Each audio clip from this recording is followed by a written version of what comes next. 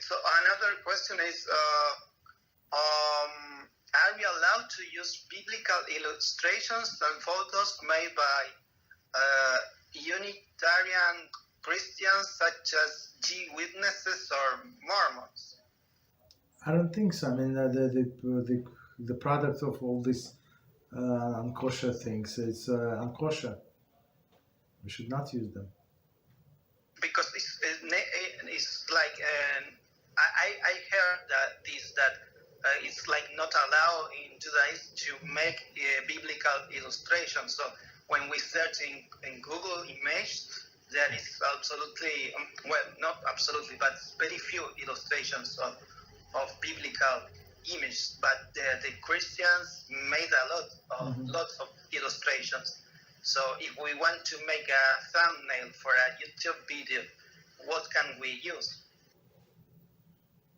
I mean, there are books that illustrated very, very interesting. Like I have this Haggadah by Gabi Pollock. So if you want to look on the internet, Haggadah by Gabi Pollock, I think a lot of illustrations.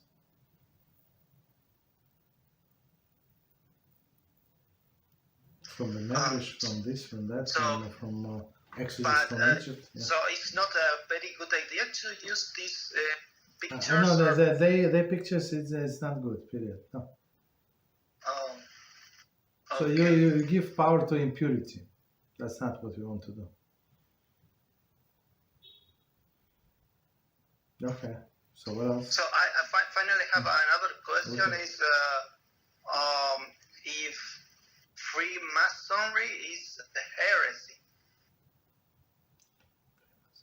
I'm not sure. I heard the term. I've never looked into it. I mean, I heard that Alona Nava said something like that because even though it contains many elements from Judaism, but overall it's like a religion that is heretical. Okay, so all of these religions are heretical, besides Judaism. So I mean, okay.